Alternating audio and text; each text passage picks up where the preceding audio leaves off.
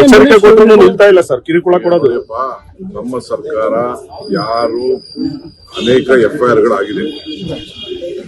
ಬೀದರು, ಬೆಳಗಾಮು, ಮೈಸೂರು, ಬೆಂಗಳೂರು, ರಾಮನಗರ ಎಲ್ಲಾ ಕಡೆನೂ ಕೂಡ ಆಗಿದೆ.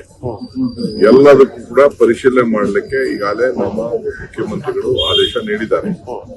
ಕೋಆಪರೇಷನ್ ಮಿನಿಸ್ಟರ್ ಕೂಡ ಅವ್ರಿಗೆ ಅವ್ರ ಇಲಾಖೆಗೆ ಸಂಬಂಧಪಟ್ಟಂತೆ ಏನಿದೆ ಅದಕ್ಕೂ ಕೂಡ ಮಾಡಿದೆ. ಈಗ ಆದೇಶ, ಈಗ ಆರ್ಡಿನೆನ್ಸ್ ರೆಡಿಯಾಗಿದೆ. ಈಗ ಕೂಡಲೇ ಚೀಫ್ ಮಿನಿಸ್ಟರ್ ಕೂಡ ಸದ್ಯದಲ್ಲೇ ಇವತ್ತು ನಾಳೆಲೆ ಗವರ್ನರ್ಗೆ ಹೋಗ್ತಾ ಇದೆ.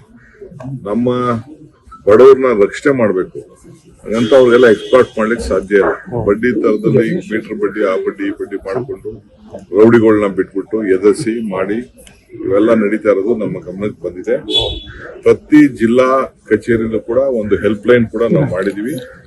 ನಾನು ಎಲ್ಲ ಕಾರ್ಯಕರ್ತರಿಗೆ, ಎಲ್ಲ ಪಾರ್ಟಿ ಕಾರ್ಯಕರ್ತರಿಗೆ ನಾನು ರಿಕ್ವೆಸ್ಟ್ ಮಾಡ್ಕೊಳ್ತೀನಿ, ಅಂತದ್ ಎಲ್ಲೆಲ್ಲಿ ಹರಾಸ್ಮೆಂಟ್ ಇದೆ ದಯವಿಟ್ಟು ನಮ್ಮ ಜಿಲ್ಲಾಧಿಕಾರಿಗಳ ಹೆಲ್ಪ್ ಲೈನ್ಗೆ ತಿಳಿಸಿ.